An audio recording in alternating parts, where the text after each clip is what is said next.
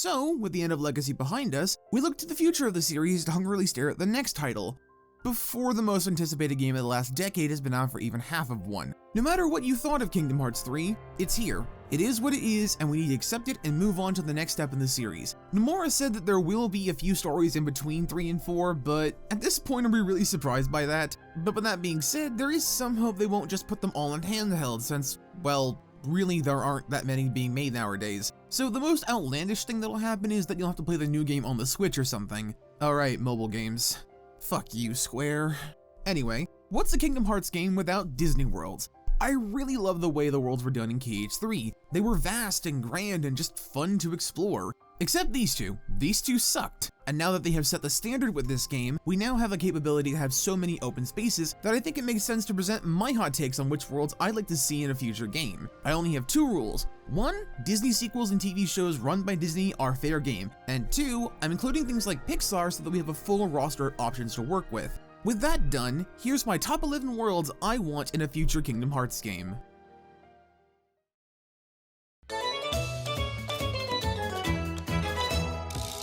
Alola to new adventure! Wait, we're doing this? Sheila, is this a workover for one of my Pokemon scripts? No? This is intentional? Okay. All joking aside, I really think this one makes sense for one reason. Disney ran the TV show, and so I think Square could finagle Game Freak to let them borrow it for a game. I think the best party members would either be Ash with Pikachu as a main attacker, with say, Lily or even Kiawe. Lily for her character arc, and Kiawe for his raw strength and power. Or Ash and Pikachu as separate party members, and Ash uses Torracat, Rowlet, and Lycanroc as battle styles, and using their moves uses MP. But since all he can do is use Pokemon moves, his MP use is a bit lower than say, Donald. You could even have him have self-healing since his health bar is tied to his Pokemon, that being Full Restore, much like how Baymax had his own version of healing. I also think that it would be cute that when a Pokemon's health bar goes out, whichever trainer they have faints instead of them, and they keep pawing at them and trying to wake them up, making fainting look a little less horrific.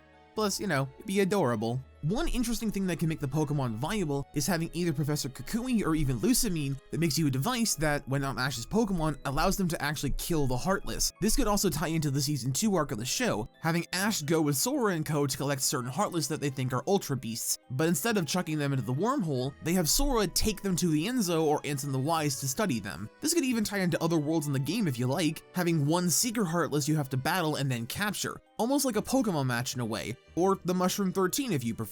You weaken the Heartless down, then near the end of its health bar, a reaction command pops up that triggers a throwing ball animation cutscene like in the show. And that's just something I came up while writing this. There are so many ways you could do this, and before you ask, yes, there will be shinies, but it's like a 1 in 5 chance since I don't have all damn day to fill up the goddamn gummy phone. Plus, I think it'd be cute to see Sora arrive on Melee Island and think he's home and lose his mind when he sees a Heartless because his mom or Riku were in danger. Kairi? Who's Kairi? Meanwhile, up the beach a little, Ash is training with all his Pokemon, freaks out that Sora is, from his perspective, having a seizure, and so he shocks him to snap him out of it. And from there, the two start a lifelong friendship, starting on Melee and going to Akala Island, so that we get more variations on the island locations. Plus, we can bring back Mantine serving while having these two just being dumb and funny and silly together.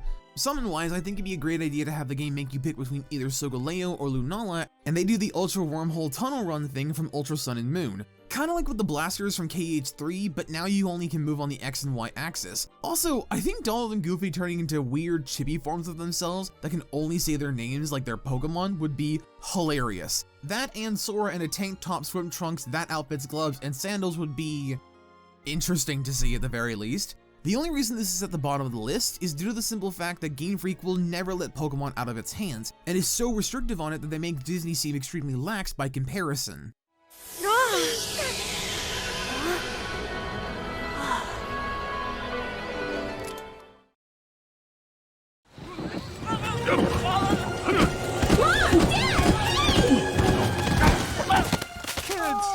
You're alright. Oh, you're alright. We're so worried about never see you. you again.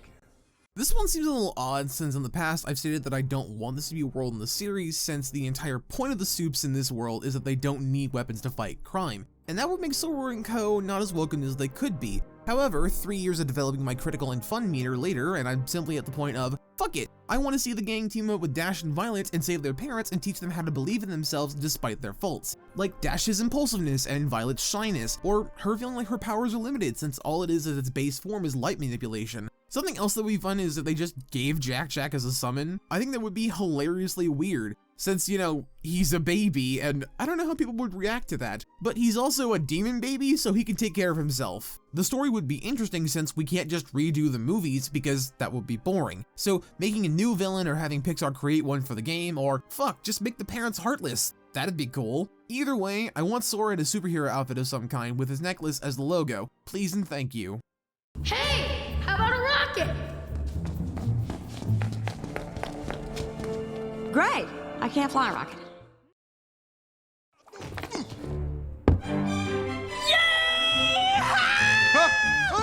It's you! It's you! It's you! It's really you! What's me? Believe it or not, this is the only repeat world on the list. Kinda. I'll explain later. I loved Kingdom Hearts 3's toy box. I loved Galaxy Toys, I loved the level of detail in the world, and I just loved the story. It was admittedly a little weird since Buzz kept flip-flopping so much, but it's a minor gripe. My biggest issue is that a lot of my favorite characters aren't in the game. I thought maybe after the story was finished, there'd be a portal that takes us to the real world, and we get to meet Jessie and Bullseye in them, but nope, they just stay in the alternate reality. So why not go back and have Zigbar or Lucio or whatever the fuck he's calling himself these days, go back to that idea of testing hearts to their limits, but with different toys, while adding Jessie to this and giving Bullseye as a summon. The idea was really solid, and if this takes place after Toy Story 3 but before 4, you could include Bonnie's house along with Galaxy Toys if you like, or Pizza Planets or Al's Toy Barn, because Bonnie literally lives a block away from Andy, which could also lead to a touching moment where the toys lament their past owner, and could give us the feels as the three of them hug each other, or have Woody and Jessie take off their hats as a sign of respect. I really like these characters and want more of them in the series. Is that so wrong? Excuse me, ma'am, but I believe you're on the wrong flight. Woody.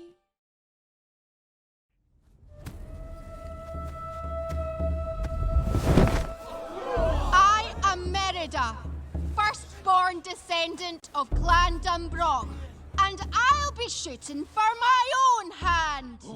Brave is a weird movie. Its pacing is like an ant pushing a brick across a desert, and then in the climax is about on pace with a hummingbird who drinks speed-laced water. The mother-daughter aspect is a bit strange, and the whole bear thing is just nonsense. I will say the emotion is spot on, and I like the ending. So I thought the best way to fix this would be adding a bit of duck, some dog, and a gallon's worth of precious good boy. Merida isn't a bad character, she works well for what she's meant to be. Essentially, Ariel with a Scottish accent. However, the movie never really capitalizes on her potential outside of the gender equality message. I guess here you would have to redo the movie, since there really isn't another way this could play out. So Sora & Co. can make the movie better by helping her and her mother out by distracting the guards, or going to get the tapestry as she gives her tradition speech, or whatever would be a good way to incorporate the gang and not make it so Arendelle-like. Summon-wise, I'd either have to go with the Ghost of Mordu, or just the Will-o'-the-Wisps to act more like Bambi from KH1 or Stitch in 2.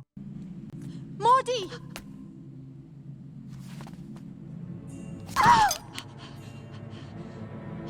Get the key.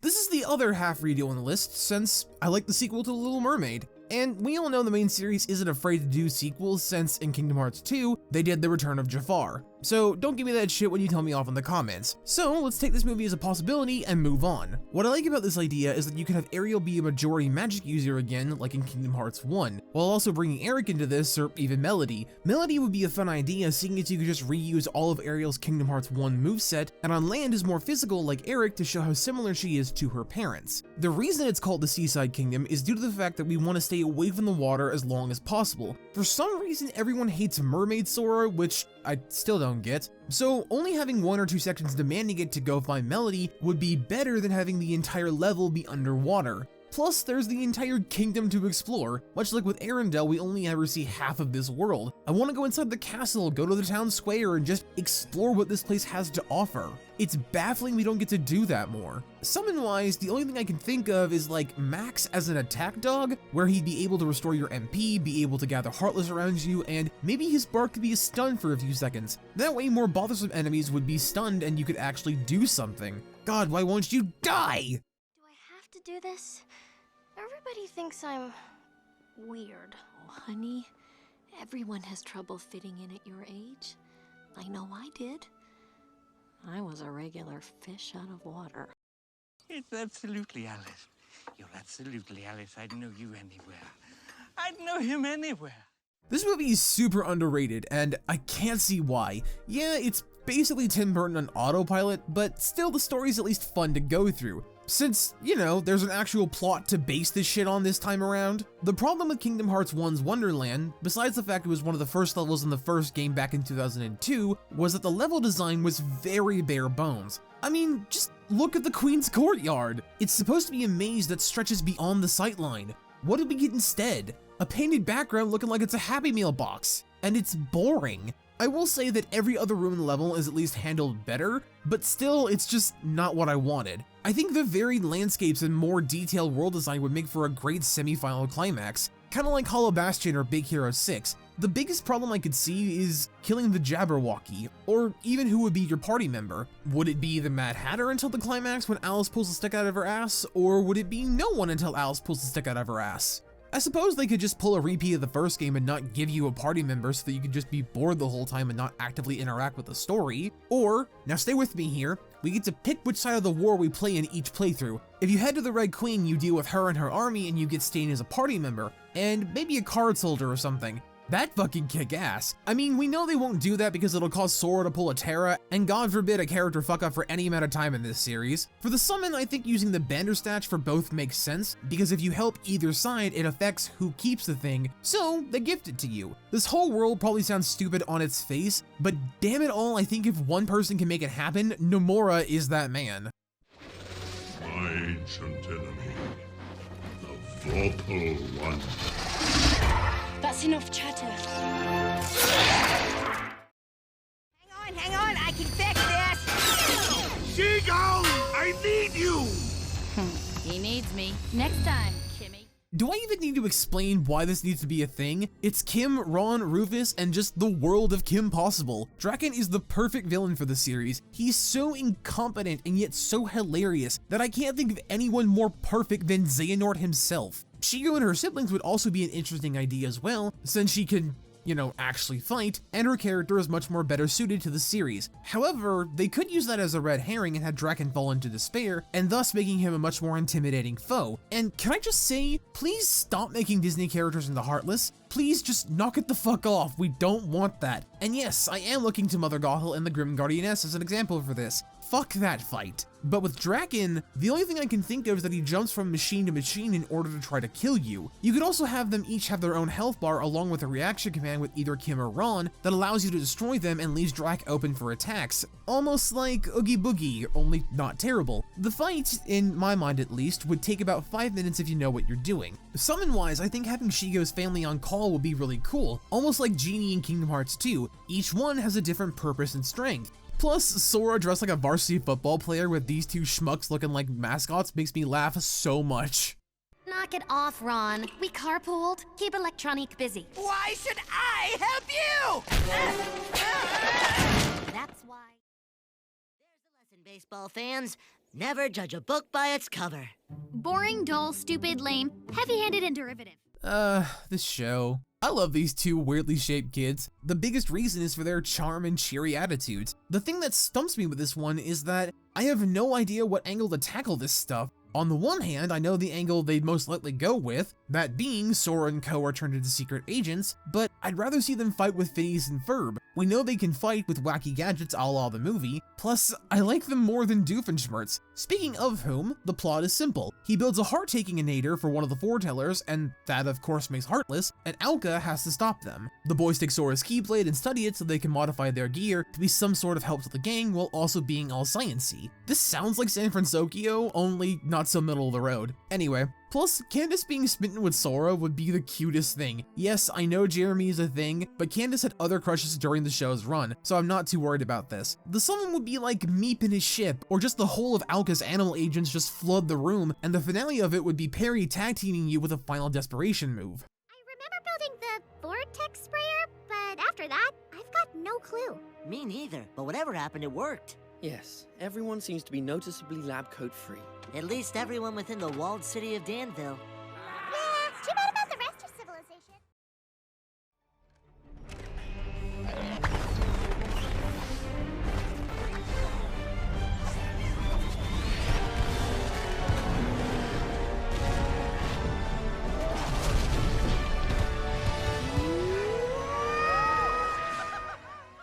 Show of hands, how many of you saw this coming?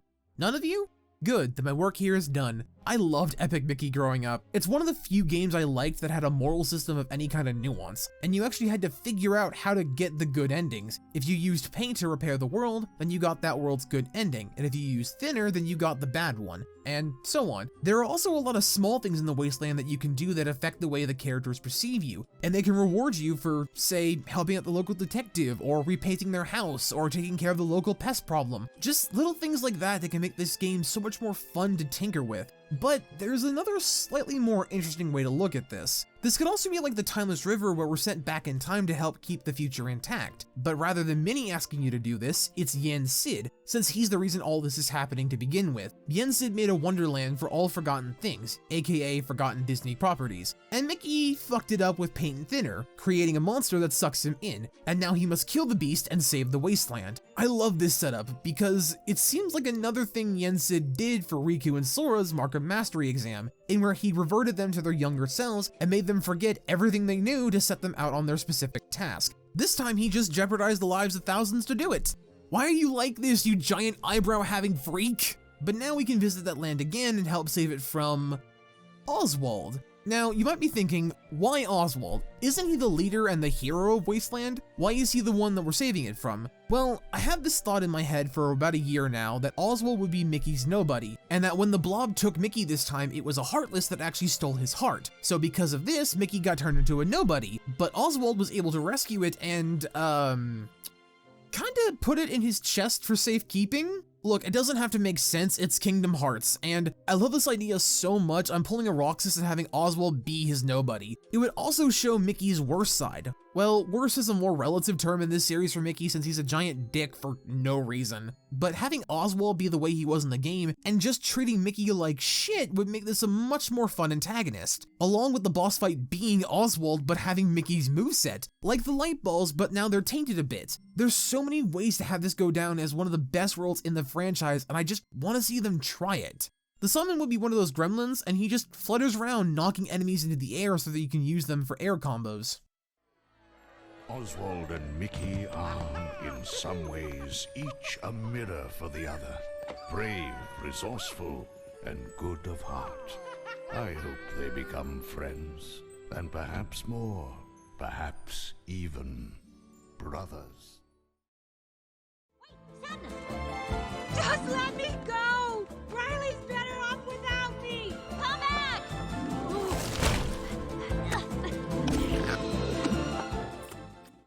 Am I the only one who thinks this shit writes itself? I think it would make sense having Sora be a weird amalgamation of the emotions, since he is human, and now inside the interpretation of an 11-year-old's head, and the boys being more like mind workers, those odd jellybean looking motherfuckers, would be a really cool idea to make this make sense. The interesting thing is that you could totally rip off moments from Corona and use Rapunzel as a guide for joy, seeing as Rapunzel says this, "It's okay.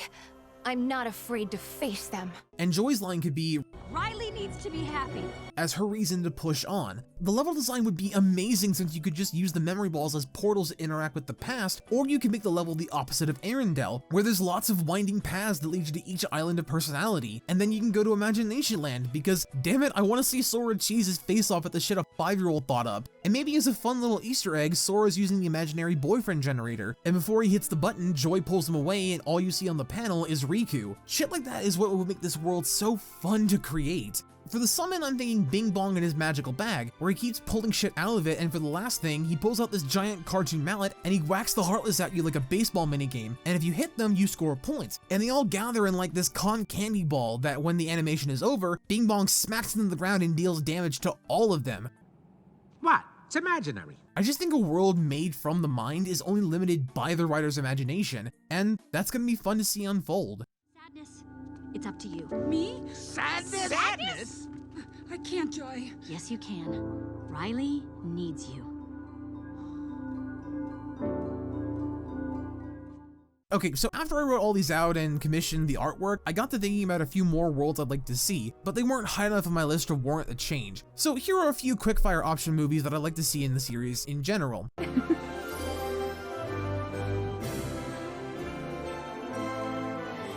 This one, much like The Little Mermaid 2, is an extremely underrated movie, but I like it for this series because it uses time travel as its main plot point. I think having Ven go with us to this world and solving time-based puzzles, given the fact that he was only around for the original events of the world, he could act like a nexus point that uncovers secrets and unverse/heartless. And if you want to do a little extra with it, you could have a secret Phineas boss fight, since he was around for the original timeline, and it'd be a cool, awesome super boss as a throwback to the original saga. I don't know, it's just a thought, but it's still something I found interesting. Also, this film is fucking nuts, like, in a good way. For fuck's sake, it has the evil stepmother say bibbity boppity boo several times, and each and every one is so fucking funny, because she's trying to make it so intimidating, but because it's that, it falls completely flat on its face, and I live for it. I call upon all the forces of the universe! Bibbity boppity boo!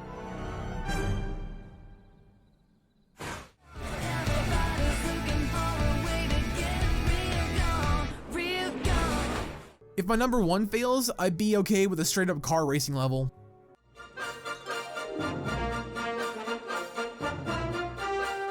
Take Monstropolis and make it more Clue themed. One thing the series did well before was little puzzles that made you think about what you're doing, and I feel like this level would be perfect for that idea taken to its logical conclusion.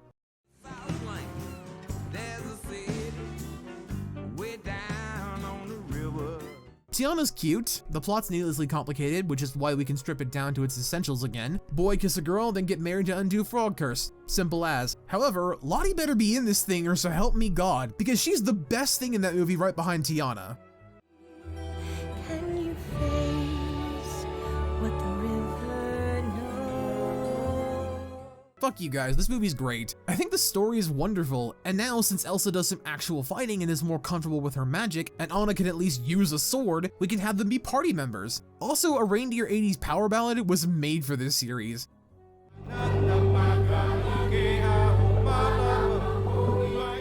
Can we finally catch up with Stitch? Like, seriously, this place is gift-wrapped for you, either with a Birth by Sleep sequel or Kingdom Hearts 4 itself. He's been in 3 games at this point. Pull the trigger, goddammit! Tinkerbell, take these things back right now! Okay. Tinker. Guys, come on. We gotta get out of here. Helping raise a couple of girls in high school showed me a lot of shows and movies I didn't think I'd enjoy. Chief among them were the origins of Tinkerbell and her group of racially diverse friends made up of different Disney stars. Pixie Hollow, the characters, and the sections in it are so interesting to explore, and since Tink knows almost all of our main characters, her asking for our help would make sense and wouldn't have to be shoehorned in. You could even bring in the dust that changes your talents from the last film the series put out, and that could lead into some fun mini-games that make the boss fights interesting. Plus, one of the token guys in the series was also played by Jesse McCartney, so that opens up the possibilities for so many jokes. Alright, enough stalling, I have the honorable mentions out of the way, let's move on to the number 1 pick. Vanellope Von Sweets! Yippee! I'm in the race! Vanellope? Last but not least, we have the world I've been gunning to be in the series since I first got into it. Wreck-It Ralph is not only a great movie, but a fantastic video game movie that not only pokes fun at itself, but also makes us care about our main lead possibly dying for being a glitch. Plus they poke fun of and are aware they're in a video game. Do you have any idea how many fourth wall jokes they could do? That's like 16 walls. It would be amazing. And you know what the best thing is? Thanks to Disney Infinity, I know that Disney is alright with having Vanellope use her glitches in combat. It would be so cool to see her glitch everywhere like the Flash as we just take out Heartless normally. And we can get a kart racer in Kingdom Hearts for the first time ever. Okay, the second time, but the first time since anybody started giving a shit about kart racing. You can make your own kart, and when you win or lose, you see it in the cutscenes. It's not like the Gummy Ship where they had it remodeled. No. It's like the Keyblades where the cutscenes are rendered in real time so that you can see which ones you have equipped at the moment. This is why you have unique cutscenes in Let's Plays, but in captured cutscenes for the theater mode, those are what they look canonically. So Sora has the Kingdom Key, Donald has his Mage Staff, and Goofy with the Knight's Shield. So the kart could be done the same. Not so much like the Gummy Ship, God knows we don't need two of those, but more like your ship versus the Black Pearl in KH3, only this time you get to play with the mini game that lets you build the kart. Then, based on your designs, the game has the Ralph fucks it up scene play. We get the reveal of your kart that you'll keep until you level it all the way up by completing races and challenges around the map, and then you get to take Vanellope's out for a spin from Diet Cola Mountain or even the start line. The funny thing is that you could still pull the same bullshit as KH2 Pride Rock by saying that Ralph remembers them and then seeing them as chibi looking racer versions of themselves, and this could go even further and have Sugar Rush and only Sugar Rush / Game Central Station run at a locked 30 frames per second, or a more jerky 16-bit style when they're in something like Tappers or Fix-It Felix Jr. Little things like that can make this so cool to look into and make things more interesting, and show off the level of care and attention to detail the series is capable of. Just please God, do not turn this into just a racing circuit like you did with the tournaments in KH1 and 2. I like the tournaments. Once. So having a full-fledged world with a tournament system in it would be a much better idea, kinda like with KH2's Olympus Coliseum. The summon is probably gonna be a weird ripoff of Smash Bros in a way, but bear with me here. So Calhoun goes with you since she thinks Sora is so dumb he can't take care of himself, and her summon is Solid Snake's Final Smash and Kirby's Dragoon. So when you summon her, she'll call Sora to the screen and help guide his Keyblade like a gun so that you're in first person mode, and you shoot missiles at the Heartless till Calhoun tells you to hop on her glider and you guys whiz through whatever's in front of you. That or she just pulls a Star Fox and rains down fiery justice upon them from above. Either way, death will ensue. You do? I love it! Look, it's got a real engine, and look at these wheels! Oh, I love it! So those are some of my brief thoughts, he said as he just passed the 5,200 word mark on this script, on the top 11 worlds I would like to see in a future Kingdom Hearts game. Not all of them have to be in the same game, but whoo boy, that would be a weird time. Fun, but still weird. This was in no particular order, by the way. It was just me being me and picking the first 11 I had in mind. Although I will say that 11, 3, 2, and 1 are definitely my go-tos if I ever get a say. Although, really any of these would make me happy since they all have a place in my heart for one reason or another, and I hope at least one of these resonated with you, either for the property or just how I went about using them. Either way, my name is Chris, thank you for listening to this, and I hope you guys have a fractastic day.